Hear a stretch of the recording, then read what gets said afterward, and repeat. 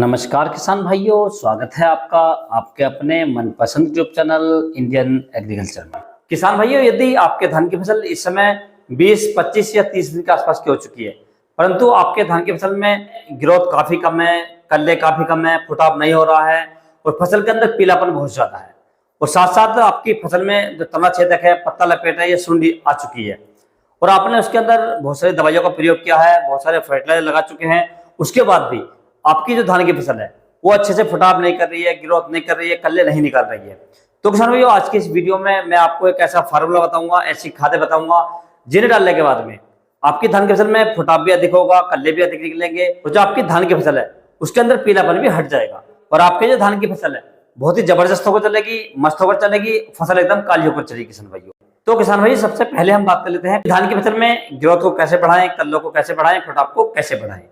किसान भाई, जो खाद मैं आपको बताने वाला हूं ये आपको अपनी धान की फसल में लगभग 20 दिन के बाद डालना है और 40 दिन तक कभी भी डाल सकते हैं।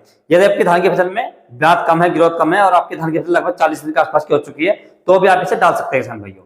तो इसके लिए किसान भैया आपको जो मार्केट से खाद लेकर आनी है, जो फर्टिलाइजर लेकर आने हैं, तो इसके लिए किसान भैया आपको लगभग 45 किलोग्राम प्रति एकड़ के हिसाब से लेकर आना है यूरिया।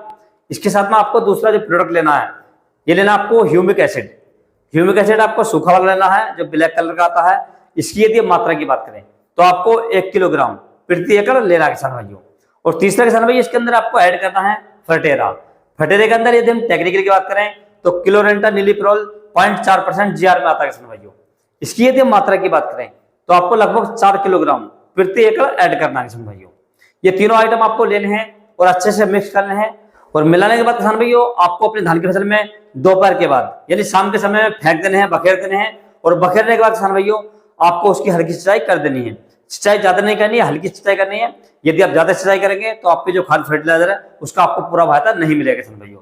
बहुत से किसान भाई क्या करते हैं, जो खाद लगाते हैं उसके बाद में पानी बहुत ज्यादा भर देते हैं, जिससे क्या होता है कि जो आप खाद लगाते हैं उसका फायदा नहीं मिल पाता है। तो किसान भाई, जब भी आप इन दवाइयों को बखेरने के बाद में अपने धान की फसल में पानी लगाएं तो बहुत ही हल्का लगाएं किसान भाइयों, ज्यादा पानी ना लगाएं। इस खाद को लगाने के लगभग 4 से 5 दिन के बाद किसान भाइयों आप देखेंगे आपकी जो धान की फसल है उसके अंदर फुटाव होना स्टार्ट हो गया है, कल्ले निकलने स्टार्ट हो गए हैं और फसल का रंग जो एकदम काला हो चुका है किसान भाइयों। और आपके धान की फसल की ग्रोथ है वो भी अच्छे से होना स्टार्ट हो चुकी है। और आज से 10 दिन के बाद किसान भाइयों आपके धान की फसल में लगभग एक पौधे से 40 से 45 कल्ले हो जाएंगे और आपके धान की फसल में पीलापन था, जो उसके अंदर बीमारियां थी, तना छेदक, पत्ता लपेट, वो आसानी से कंट्रोल हो जाएगी किसान भाइयों।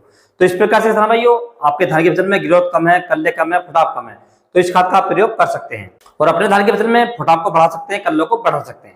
अब दूसरा टॉपिक किसान भाइयों, यदि आपके धान की फसल में ग्रोथ भरपूर हो चुकी है, कल्ले भरपूर हो चुके हैं और जो आपकी फसल का फुटाव है वो भी पूरी तरीके से हो चुका है, लेकिन फसल की जो हाइट है वो बहुत ज्यादा हो चुकी है, आपको हाइट रोकनी है, तो इसके लिए किसान भैया आपको लगभग 15 किलोग्राम प्रति एकड़ लेकर आनी है यूरिया या नाइट्रोजन लेकर आनी है। और दूसरा इसके साथ में आपको ऐड करना है किसान भाइयों पेक्लोब्यूट्राजोल, जो 23% में आता है, जिसे हम कल्टार के नाम से जानते हैं, ये आपको ऐड करनी है।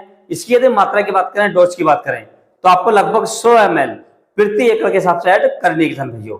इन दोनों को आप अच्छे से मिक्स कर लें, मिला लें एक जगह और अपने धान की फसल में फेंक दें, बखेर दें और बखेरने के बाद या फेंकने के बाद किसान भाइयों आप अपनी धान की फसल में पानी लगा दें। पानी किसान भाई हल्का लगाएं, ज्यादा पानी न लगाएं। यदि आप ज्यादा पानी लगाएंगे तो जो आपने दवाई डाली है उसका असर बहुत कम हो जाएगा और आपके धान की फसल की जो ग्रोथ है वो नहीं रुकेगी। तो इसलिए आप विशेष ध्यान रखें, जब भी आप सिंचाई करें हल्की से हल्की सिंचाई करें या कम से कम पानी लगाएं किसान भाइयों। इसे लगाने के लगभग 4 से 5 दिन के बाद आप देखेंगे आपकी जो धान की फसल है वो एकदम काली हो चुकी है और उसकी जो हाइट है वो तुरंत रुक गई किसान भाइयों। यानी जो आपने दवाई डाली किसान भाइयों वो उसकी हाइट को रोकेगी और जब उसकी हाइट रोकेगी किसान भाइयों तो जो आपने खाद उसके अंदर पहले डाल रखे हैं वो ऊपर को जोर लगाएंगे, जो आपकी दवाई नीचे को जोर लगाएगी, तो आपके जो पौधे हैं वो मोटे हो जाएंगे, तंदुरुस्त हो जाएंगे, जिसके बाद किसान भाइयों आपकी धान की फसल में जो बालें आएंगी वो मोटी आएंगी, लंबी आएंगी और दाने लंबे आएंगे किसान भाइयों। और आपकी धान की फसल है वो गिरेगी नहीं, क्योंकि पौधे मजबूत हो जाएंगे, तने मजबूत हो जाएंगे, तो आपकी धान की फसल गिरेगी नहीं किसान भाइयों।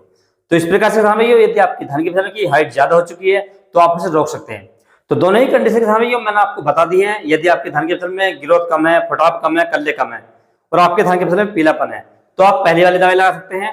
और यदि आपकी धान की फसल की ग्रोथ बहुत ज्यादा हो चुकी है और आपको लग रहा है कि हमारी धान की फसल गिर जाएगी तो आप दूसरी वाली दवाई डाल सकते हैं, अर्थात जो पेक्लोब्यूट्राजोल मैंने आपको बताइए, कल्टार मैंने आपको बताइए, इसे आप डाल सकते हैं। दोनों ही तरीके आप अपना सकते हैं और अपनी धान की फसल से बढ़िया और शानदार उत्पादन ले सकते हैं किसान भाइयों। यदि किसान भाई आपको किसी अन्य फसल के बारे में कोई जानकारी चाहिए तो आप मुझे कमेंट कर सकते हैं।